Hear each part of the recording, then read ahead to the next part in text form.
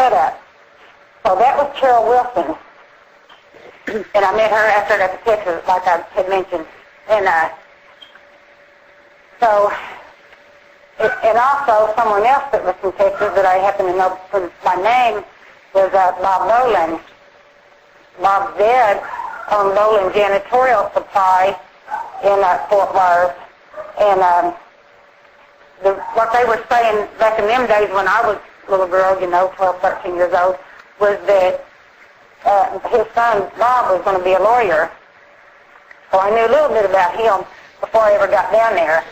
So when I got down to Texas, I looked him up, and sure enough, his dad did have a janitorial supply, and Bob was a lawyer. So I faked wanting marriage advice, right? So I go down there, and I wanted to meet him, see if it's the same guy, and it was. And the scars on his face is from when I threw a pan of boiling water in his face when I was probably 12 or 13 years old. Boy, did I get some big trouble over that. Why did you do that? He had threatened to rape me, and he was driving by the house threatening me, and I already knew he was with the Satanists. And when I started getting a shower, he was on the back porch teaching, so I boiled water to throw on him. And this happened in Butler County, though, when I was real young. But he was young then, and he was a lawyer by the time I got to Texas in 77. So when I first met him, it probably was 69, probably. And I'm judging by the house that I lived in because we moved approximately once a year. I don't know why we did, but we did. So he was one of the people involved with stalking me that I actually knew by name. But there was so much law enforcement involved down there, and I really was concerned about that because I had so many squad cars around me all the time that I kind of felt intimidated, like, man, I was some kind of criminal and they were just about to get me or something. But that's what they wanted me to think, They wanted to keep you in line. Yeah. Well, they wanted to make sure that I don't try to trust no cop and say, I've got a problem with stalkers and need some help because there was so much law enforcement there involved in it. Some of those were Fort Worth Police Department, and the one that I knew by name was Jack Ferris, and the reason I knew that is because he actually approached me and said, my name's Jack Ferris, I'm from Butler County too, and I know everything about you. He didn't have no reason to know anything about me, just because I'm from the same county, and how did he know that anyway, except he was Satanist. And then the other guy that introduced himself, and then it was a few years later, it was in 84, and my sister had been rescued, right? Jerry Smith was the FBI agent, and Bob was helping to rescue her. And Jerry was with this other agent named Mike Bond, and Mike came up to me at Alcon Labs where I was working at fact that it made eye drops and contact lens solution there in Fort Worth. And he says, my name's Mike Bond, I know everything about you. I'm from Butler County too. Well, that's exactly what Jack Ferris had said. He didn't have no reason to know me either, but he called me a name too. And I was hoping he would, so I hit him and it broke his nose. Well, I didn't get in no trouble because they already found out that he was involved with a bunch of missing women down there in Fort Worth, Dallas area, right? So, of course, I didn't get in trouble over that. If he was a real cop, I would have, but he was a Nazi, but he was FBI anyway. So, a little bit of other people that I met that I knew by name was this girl named Laura Neal. She was so much poor white trash that everybody was concerned about me being around her. But being undercover like I was and not having anywhere to turn to trust to get help for the stalking, I actually needed what I call a big mouth friend. So Laura played the role pretty good. She was a big mouth friend, but she was never a friend. I always believed her to be involved with the Nazis because of the two big tactics, that she did.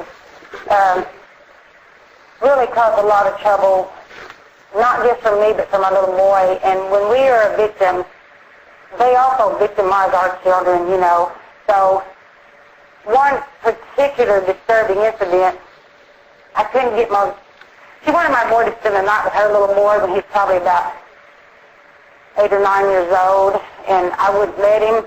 So she set it up that her little boy could spend the night one day at my house because she knew he would be safe, and the next night my boy could spend the night at their house, and they were going to her sister-in-law's house to play on the trampoline.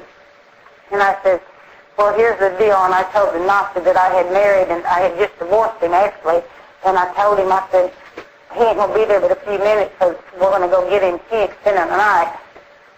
I'm just pretending that he's going to go down there.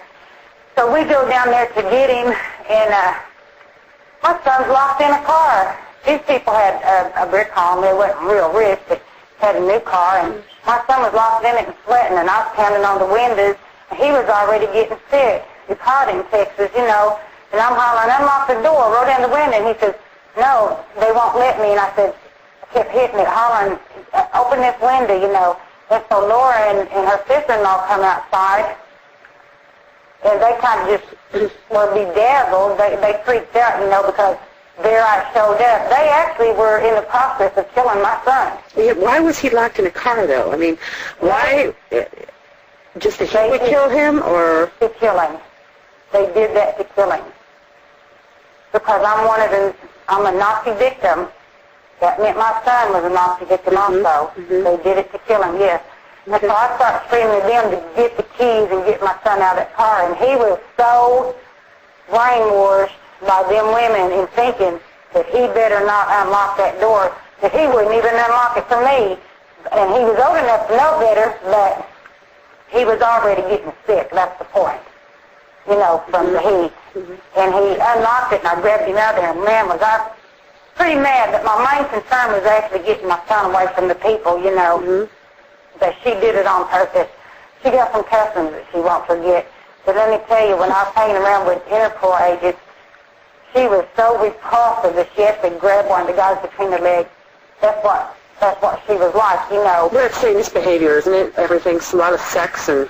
Yeah, everything around them people is. But she's one of the people that made the remark that someday we're going to own this country.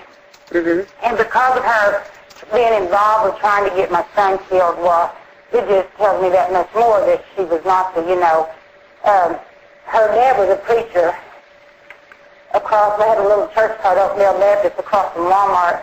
There wasn't a Walmart in Fort Worth when I moved down here in 77, but a couple years later they built one in Mansfield, and it just happened to be kind of across from her little church. I went to her little church. They didn't have but a handful of people there, but I always thought that the whole bunch of them was Nazi, Now, she had a cousin named Clarence McBrayer that she introduced me to, and his friends were actually some of the people that were stalking me.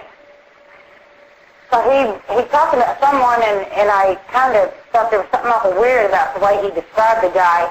And the guy reads tarot cards, and he was a drag queen. And I thought, wow, I need to meet this guy, see if I recognize him. Well, I did recognize him, And so this guy, he pretends he's reading his tarot cards to me, and I'm fixing to die according to the tarot cards. I don't believe in these things. But he was one of the people involved in stalking me, and he was a drag queen. There also was a black man that was a drag queen also. Well, the black man that was trying to kidnap my son, though, worked for Bob Boland, his janitorial supply. And even after my sister was rescued and the people in Texas were caught, man, they didn't give up. They kept on going after my little boy, Now let's keep you in your place. Satanists, they don't care about children. We've discussed this before. Children are dispensable to them. They can be used as rape victims, prostitutes, in movies, snuff movies. So your son, basically, even though he had a mother, you, he meant nothing, right? Right. They were going to hurt him, yeah. And that would be to keep you in line. Right, yes. But they actually had it said that they actually want to let my kids suffocate in the car and fake this accident deal, and say they didn't know. The other children were actually on the trampoline within sight in front of the car. They actually knew that he was in the car. He was set up that way. So when you found your son and he got out, obviously they didn't stop there. They kept probably coming after you, and you were breaking free, and I know they're still after you today. What happens after that, you were, did